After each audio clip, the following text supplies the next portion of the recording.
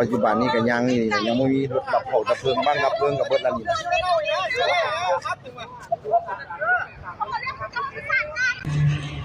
บ้านไฟยังไหม้อยู่นี่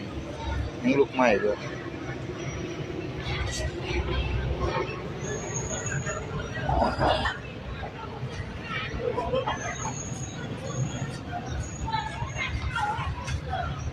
ผู้ใดจอดเจ้าของรถผู้ใดเห็นแล้วมาย้ายรถเด้อ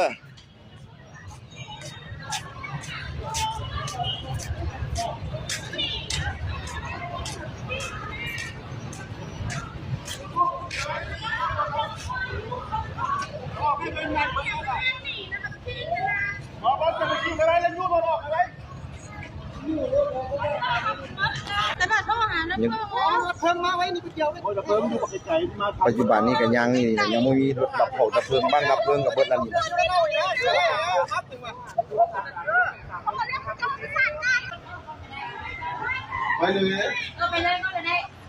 ไฟไหม้อยู่ปตท.หนองแตงปตท.นี่กำลังไฟกำลังไหม้อยู่นี่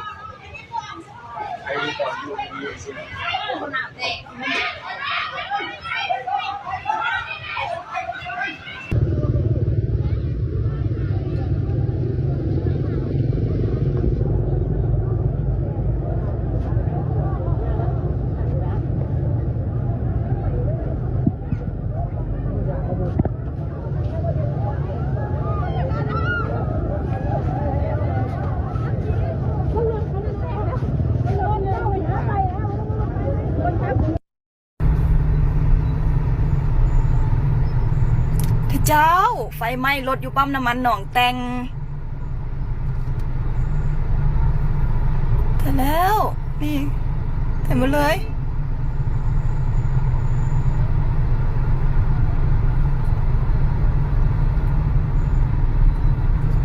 นี่ไฟลุกเต็มเลยไฟไหม้รถไม่มากไปลงหนักลงไหวเจ้าของรถพบเลยเนาะพบเลยนี่เรียบร้อยนะ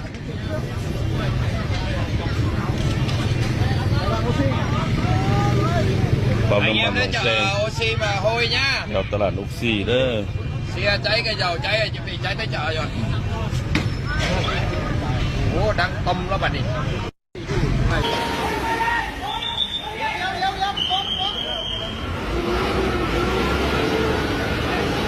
กำลังง่ายได้รถ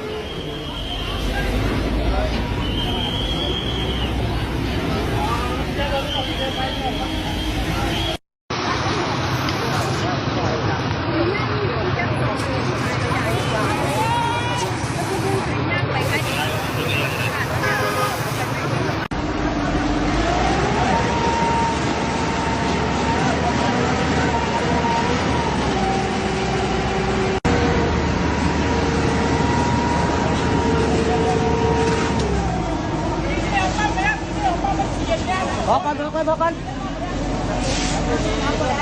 อยู่นี่ก็นั่นนะเข้าใจรถน้ำตลาดละองค์ชี้ที่ออกไปดับไฟสวยพัน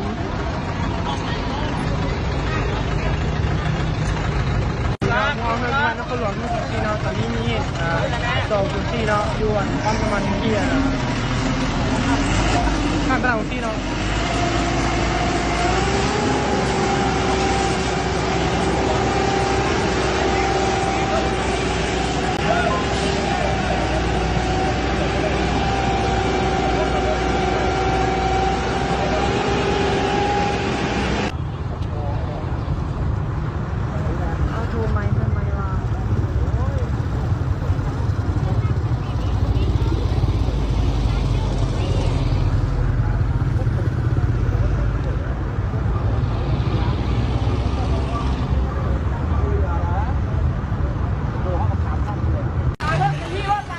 ไฟยังไหม้อยู่นี่ลุ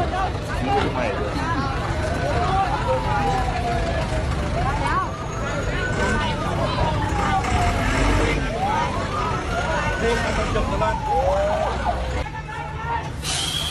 ผู้ใดจอด เจ้าของรถผู้ใดเห็นแล้วมาย้ายรถเด้อ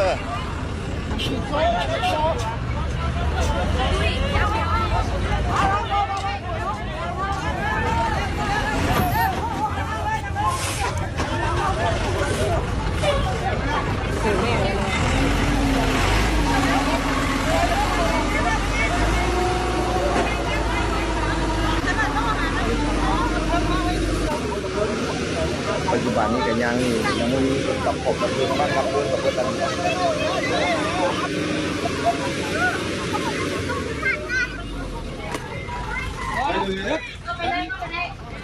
ไฟไหม้อยู่ปตทหนองแตงปตทนี่กำลังไฟกำลังไหม้อยู่นี่ ไหม้รถมาถึงแล้วมีดับแล้วเลย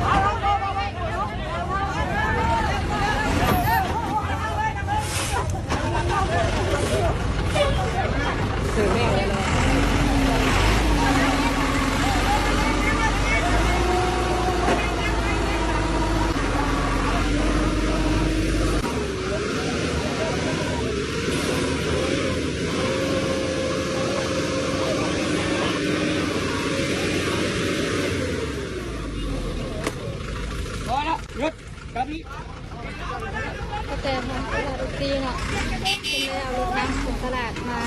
เคยดับไฟถึงไหม้ไฟที่เราไหม้รถเราถึงแล้ววันนี้ดับแล้วเลย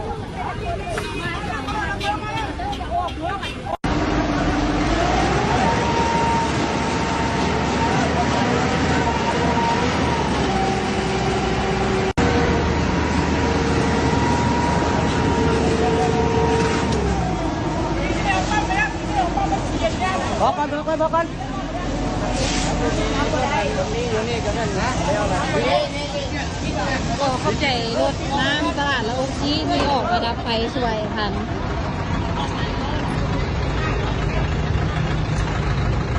มองเงินนครหลวง24เนาะตอนนี้มี2.4เนาะอยู่ปั๊มน้ำมันที่ข้างตลาด24เนาะ